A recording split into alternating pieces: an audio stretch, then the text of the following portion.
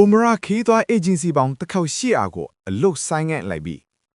Umrah ခီးစဉ်ထားပြင်ဆင်နေသူတွေတတိထားရမယ့်သတင်းတစ်ပုဒ်ပဲဖြစ်ပါတယ်။ Saudi Arabia Hajj နဲ့ Umrah ဝန်ကြီးဌာနကနေ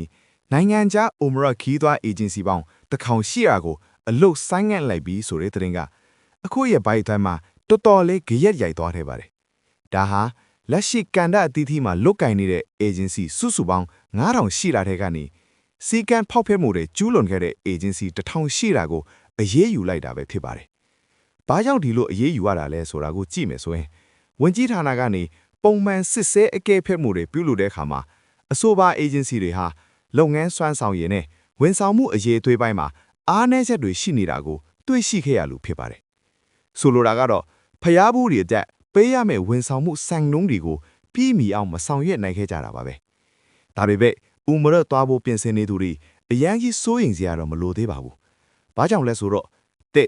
ဒီဆိုင်ငတ်မှုဟာဗီဇာအသစ်ထုတ်ပေးခြင်းနဲ့ပဲသက်ဆိုင်တာဖြစ်ပါတယ်။နှစ်ဝန်ကြီးဌာနအနေနဲ့အဲ့ဒီ agency တွေကိုသူတို့ရဲ့လိုအပ်ချက်တွေကိုပြန်ဆင်ဖို့အတွက်10ရက်ကြာအချိန်စောင့်ဆိုင်ကာလ grace period ပေးထားပါတယ်။ဒီ10ရက်အတွင်းမှာ agency တွေဘက်က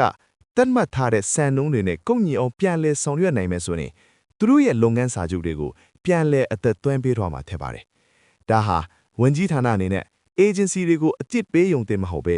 ဝန်ဆောင်မှုအရေးတွေပုံမကောင်းမွန်လာအောင်စနစ်တကျထိန်းချောင်းပေးလိုက်လာလည်းဖြစ်ပါတယ်။ဥမရတွားရောက်မဲ့မိဘပြည်သူညီကိုမောင်နှမများအနေနဲ့လည်းမိမိတို့ရွေးချယ်မဲ့ agency တွေဟာဝန်ကြီးဌာနရဲ့တတ်မှတ်ချက်တွေကိုလိုက်နာမှုရှိမရှိအမြဲမပြတ်စောင့်ကြည့်ကြဖို့တိုက်တွန်းလိုပါတယ်ခင်ဗျာ။အားလုံးပဲအစဉ်ပြေချောမွေ့တဲ့ခီးစဉ်တွေထကြပါစေ။ဇောမြင့်မြန်မာ